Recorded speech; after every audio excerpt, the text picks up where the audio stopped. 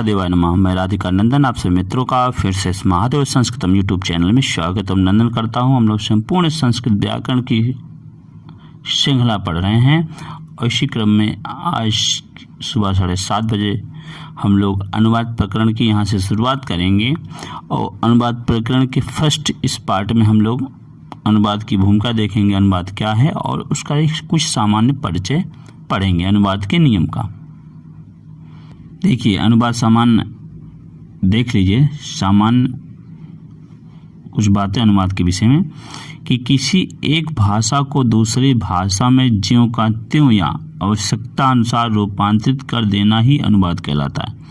देख लीजिए, समझ लीजिए, ये कह रहे हैं किसी एक भाषा को दूसरी भाषा में ज्यों का त्यों या आवश्यकता अनुसार रूपांतरित करना अथवा कर देना ही अनुवाद कहलाता है।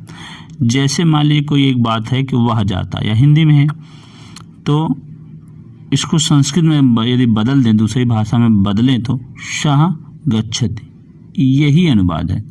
कहने का अभिप्राय है कि एक भाषा का दूसरी भाषा में बदलना, ज्यों का त्यों बदलना ही अनुवाद कहलाता है।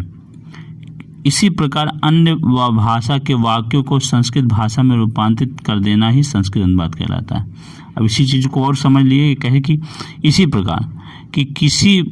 इसी प्रकार अन्य भाषा के वाक्यों को संस्कृत की भाषा में बदलना या रूपांतरित कर देना ही संस्कृत अनुवाद कहलाता है। तो यहाँ हम संस्कृत अनुवाद पढ़ रहे हैं। जैसे मोहन पठति, मोहन पढ़ता है, ये है, यह हिंदी में अनुवाद है, ये इस हिंदी के वाक्य है, इसका संस्कृत अनुवाद होगा मोहना पठति। कुल मिला कितना समझे, अनुवाद वह है एक भाषा का दूसरी भाषा में बदलना ही अनुवाद कहलाता है। जैसे मोहन पढ़ता है का संस्कृत अनुवाद होगा मोहना पठति। अब और इसको भी समझें कि सभी भाषाओं में भाव प्रकाशन का माध्यम वाक्य ही होता है। अर्थात जितनी भी भाषाएं हों उनका जो भाव प्रकाशन होगा उसका माध्यम क्या है, वाक्य ही होता है। सभी भाषाओं में भाव प्रकाशन का माध्यम वाक्य ही होता है। कर्ता और क्रिया वाक्य रूपी भवन के दो दृढ़ स्तंभ हैं। कहने का प्राय है कि वाक्य में दो आपके मुख्य होंगे, एक कर्ता होगा और दूसरी क्रिया होगा। यही समझ लें कर्ता क्या है, क्रिया का जो संपादन करता है वही कर्ता है, अर्थात क्रिया को संपादित करने वाला ही कर्ता है। और क्रिया क्या है, कर्ता जिसको करेगा वही क्रिया है, अर्थात जिस शब्द में किसी कार्य का करना या होना पाया जाए वो क्रिया है। और वाक्य में कर्ता और क्रिया ही वाक्य के दो दृढ़ स्तंभ, अर्थात यदि वाक्य बनाना है तो कर्ता भी होना चाहिए और क्रिया भी रहना चाहिए। आगे देखें तो अतः कर्ता और क्रिया का संबंध सुदृढ़ होना चाहिए। ये कह रहे हैं इसलिए क्योंकि वाक्य बनाना है तो दोनों उसके दृढ़ स्तंभ हैं, कर्ता और क्रिया, इसलिए कर्ता और क्रिया का संबंध सुदृढ़ होना चाहिए, अर्थात दोनों का संबंध अच्छा होना चाहिए। संस्कृत में यद्यपि शब्दों के क्रम में उलटफेर करने से अर्थ में कोई परिवर्तन नहीं होता। यहाँ समझ लें संस्कृत में कुछ खास बातें हैं कि यदि संस्कृत का वाक्य है और उसकी कर्ता क्रिया या कर्म को उलटफेर कर दें, अर्थात उसका स्थान परिवर्तित कर दें, तो उसके अर्थ में कोई परिवर्तन नहीं होगा। फिर भी अनुवाद की सरलता के लिए संस्कृत के वाक्यों का क्रम भी हिंदी के समान ही है। लेकिन यदि हम सामान्य रूप से यदि अनुवाद सीख रहे हैं तो जिस प्रकार हिंदी का हम कर्ता रखते हैं, फिर कर्म रखते हैं, फिर क्रिया रखते हैं, ठीक उसी प्रकार से संस्कृत के वाक्यों को भी हमें करना चाहिए। पहले कर्ता हिंदी के समान, फिर कर्म और अंत में क्रिया। ठीक है, तो अभी तक हम लोगों ने जो पढ़ा उसमें इतना पढ़ा कि एक भाषा का दूसरी भाषा में बदलना क्या कहलाता है, अनुवाद कहलाता है। उसी तरह अन्य भाषा के वाक्यों को संस्कृत की भाषा में बदलना संस्कृत अनुवाद है। जैसे मोहन पढ़ता है या हिंदी वाक्य है, इसका संस्कृत अनुवाद क्या होगा, मोहना पठति। और फिर आगे इन्होंने बताया कि सभी भाषाओं में भाव प्रकाशन का जो माध्यम है वो वाक्य ही है और वाक्य में कर्ता और क्रिया मुख्य होती है। और संस्कृत में चूंकि चाहे वाक्यों का जो क्रम है चाहे बदल सकते हैं, लेकिन सुविधा के लिए हिंदी के अनुसार ही हम पहले कर्ता, फिर कर्म, फिर अंत में क्रिया रखते हैं। अब आगे देख लें कुछ महत्वपूर्ण बातें आगे समझें कि संस्कृत में कोई भी शब्द विभक्ति रहित नहीं प्रयुक्त होता। देखिए यहाँ इन्होंने बताया कि संस्कृत में कोई भी शब्द विभक्ति रहित नहीं प्रयुक्त होता है। कहने का प्राय है एक शायद आपको पता ही होगा, एक कथन है कि आपदम न प्रयुज्यते। संस्कृत में आपदम अर्थात जो पद नहीं है उसका प्रयोग नहीं किया जाता। उसी चीज़ को कह रहे हैं कि पद क्या है, सुबंतम तिडंतम चा पद संज्ञा ज्ञात, अर्थात सुप और तिंग से युक्त पद शब्दों को पद कहते हैं। तो अर्थात वही सुप क्या है, विभक्ति है। तो यही कह रहे हैं कि विभक्ति रहित पदों का प्रयोग संस्कृत में नहीं किया जाता। इसकी क्रियाओं में लिंग भेद नहीं होता, अर्थात तीनों लिंगों में क्रिया समान होती है। अब कहें यदि कि जो लिंग है, कोई लड़की है तो उसके लिए क्रिया अलग होगी, लड़का है तो अलग होगी क्रिया, अथवा जो नपुंसक लिंग है तो अलग क्रिया होगी। तो ऐसा नहीं है, क्रिया में लिंग का कोई प्रभाव नहीं पड़ता, अर्थात लिंग भेद पर क्रिया निर्भर नहीं करती। इतना समझ लें। अब अनुवाद के कुछ आवश्यक अंग हैं, उसको भी देख लें। पहला है वचन। क्या है? वचन। तो वचन हम देखें तो संस्कृत में 3 वचन होते हैं। संस्कृत में कितने वचन होते हैं? 3 वचन हैं। कितने हैं? 3। एक वचन, द्विवचन, बहुवचन, ये 3 वचन है। एक वचन, द्विवचन और बहुवचन। एक वचन अर्थात किसी एक वस्तु का बोध हो तो एक वचन है, किसी 2 वस्तु का बोध हो तो 2 वचन, और 2 से अधिक वस्तुओं का बोध हो तो बहुवचन। अब फिर आता है दूसरा पॉइंट, पुरुष। क्या आता है? पुरुष। संस्कृत में पुरुष भी 3 होते हैं। यदि एक पुरुष का बोध हो तो संस्कृत में भी वचन के समान 3 पुरुष होते हैं।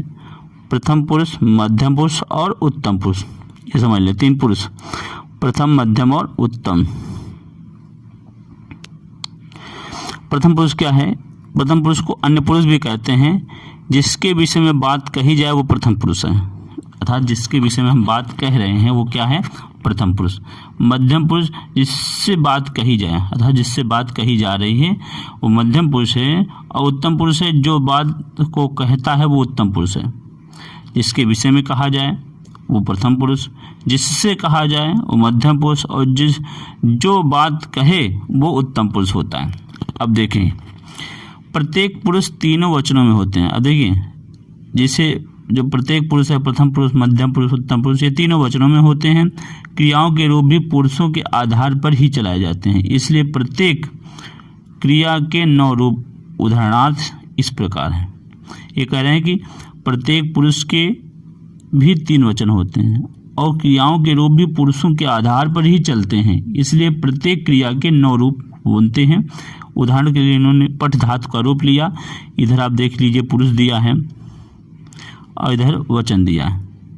तो प्रथम पुरुष का जो है देख लें, यहाँ प्रथम पुरुष का क्रिया देखिए, एक वचन में पठति, 2 वचन में पठता और बहुवचन में पठन्ति। ये देखिए, ये एक वचन में क्या है?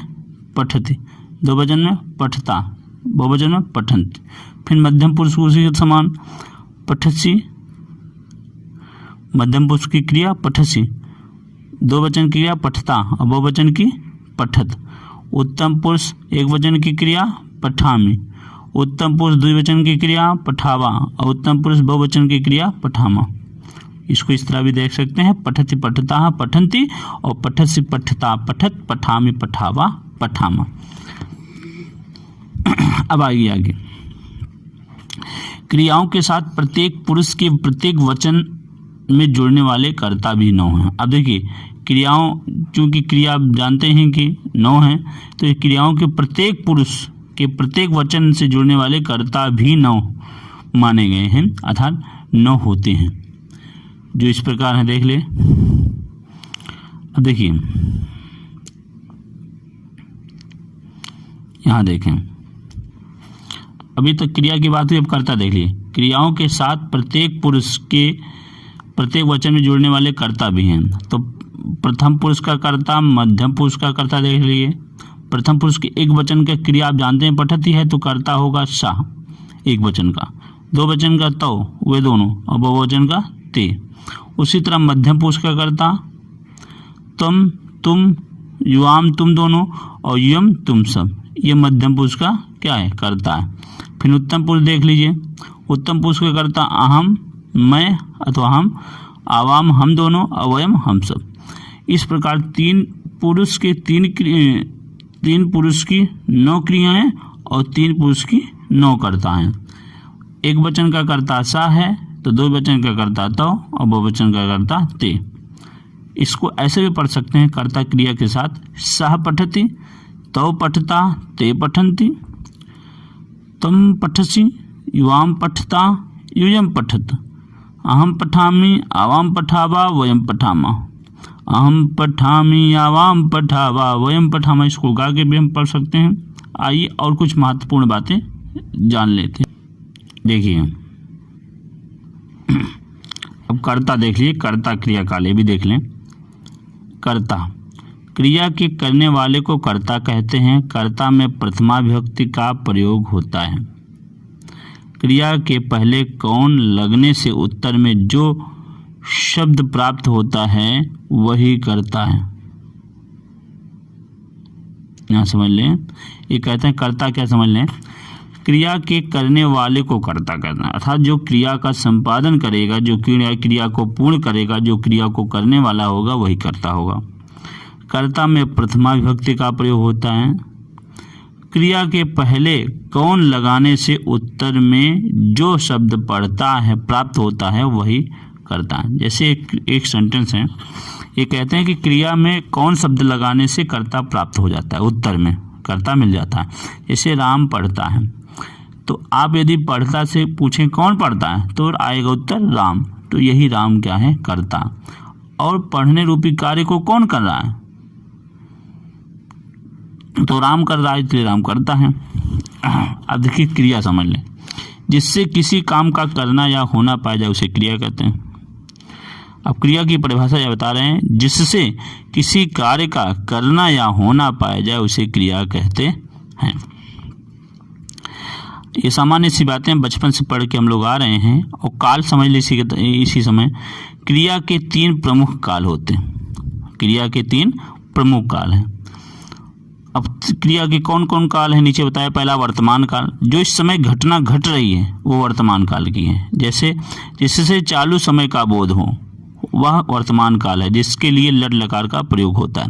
अब समझ लें, चालू समय मतलब जो वर्तमान समय में चल रहा है उसे वर्तमान काल कहते हैं और उसकी क्रिया को वर्तमान कालिक क्रिया कहते हैं। समझ रहे। अब फिर भूतकाल देखें। भूतकाल क्या है, जिससे बीते समय का ज्ञान हो, बोध हो, वह भूतकाल है। इसमें लंग लकार का प्रयोग होता है।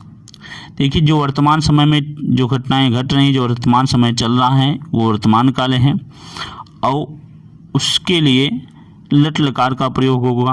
और जो समय जो बीत गया है, जो बीते हुए समय को जो बोध कराए उसे भूतकाल कहते हैं और इसमें लंग लकार का प्रयोग होता है। फिर अगला है तीसरा काल है भविष्यकाल। तीसरा क्या है, भविष्यकाल। जिससे आने वाले समय का ज्ञान हो अथवा बोध होता है वह भविष्यवत काल है। इसमें लिट लकार का प्रयोग होता है। अब काल भी समझ लिए। अब आइए इसी समय हम लिंग समझते हैं। लिंग क्या है, लिंग मतलब चिन्ह। देखिए लिंग मतलब क्या होता है, चिन्ह। ये लिंग 3 प्रकार के होते हैं। संस्कृत में लिंग कितने प्रकार के होते हैं, 3 प्रकार के। 3 प्रकार के होते हैं। संस्कृत में क्रिया के ऊपर लिंग का कोई प्रभाव नहीं पड़ता। समझ लें कि संस्कृत के वो विषय में लिंग 3 प्रकार की होती हैं और जो क्रियाएं हैं उस पर लिंग का कोई भी प्रभाव नहीं पड़ता। अब पहला लिंग होता है पुल्लिंग, दूसरा स्त्रीलिंग और तीसरा नपुंसकलिंग। तो पुल्लिंग समझ लें, जिससे पुरुष जाति का बोध होता है उसे पुल्लिंग कहते हैं, और जिससे स्त्री जाति का बोध हो उसे स्त्रीलिंग कहते हैं, और जिससे न पुरुष का बोध हो न स्त्री का बोध हो उसे नपुंसकलिंग कहते हैं, उसे नपुंसकलिंग कहते हैं। इसके बाद महत्वपूर्ण अगला फैक्टर है कारक। क्या है, कारक। इसको भी समझ लेते हैं। अनुवाद जानने के लिए कारक अगला महत्वपूर्ण फैक्टर है, इसको भी समझ लेते हैं। कारक कारक 8 होते हैं। देखिए ये अनुवाद के नियम से, चूंकि एक कक्षा 9 के स्तर से बताया जा रहा है, तो अनुवाद के नियम से कारक 8 मानते हैं, लेकिन कारक 6 ही हैं, जिसमें 2 कारक नहीं माने जाते हैं। पहला है संबंध कारक नहीं माना जाता, और अगला है संबोधन। ये 2 कारक नहीं है, समझ लें। ये दो कारक नहीं हैं। तो इस प्रकार के कारक कितने? 6 ही। कारक की संख्या कितनी है? 6 ही होती है। लेकिन ये मानते हैं तो समझ लें जानने के अनुवाद में, लेकिन है कारक 6 ही। हम कारक के प्रकरण में इसको बताए हैं और आप जाकर वहाँ भी देख सकते हैं। लेकिन चूंकि अनुवाद का नियम है तो कुछ सामान्य सी बातें छात्रों की दृष्टि से बता रहे हैं, इसलिए समझते रहिए। तो पहला विभक्ति, इधर इन्होंने बताया विभक्ति बताए, फिर कारक का नाम बताया, और तीसरा चिन्ह, उसका हिंदी में क्या पहचान होता है इसको बताया। तो प्रथमा विभक्ति में कर्ता कारक बताया, फिर उसका पहचान है ने, कर्ता ने, फिर द्वितीया में कर्म को, और तृतीया में करण से अथवा के द्वारा, चतुर्थी में संप्रदान के लिए अर्थ में, पंचमी अपादान से अलग होने में, षष्ठी संबंध का के की रा रे री, सप्तमी अधिकरण में मैं पर, संबोधन प्रथमा हे भो हरे। ये हैं कारक। कारक हमारे 6 हैं, लेकिन उन्होंने 8 बताया, तो एक हिंदी की दृष्टि से बता रहे हैं। आगे अब इसके बाद आता है, अब अनुवाद का नियम यहाँ से शुरू होगा। तो लट लकार वर्तमान काल प्रथम पुरुष के हम नियम पढ़ेंगे, उसके बाद कुछ अभ्यास पढ़ेंगे। तो ये हम नेक्स्ट वीडियो में रखते हैं। अभी सिर्फ इतना ही भूमिका हम लोगों ने पढ़ा, कुछ महत्वपूर्ण जानकारियों को देखा, अनुवाद की कुछ अनुवाद में लगने वाले जो प्रयोग होते हैं उनके विषय में हम लोगों ने जानकारी भूमिका के रूप में प्राप्त की।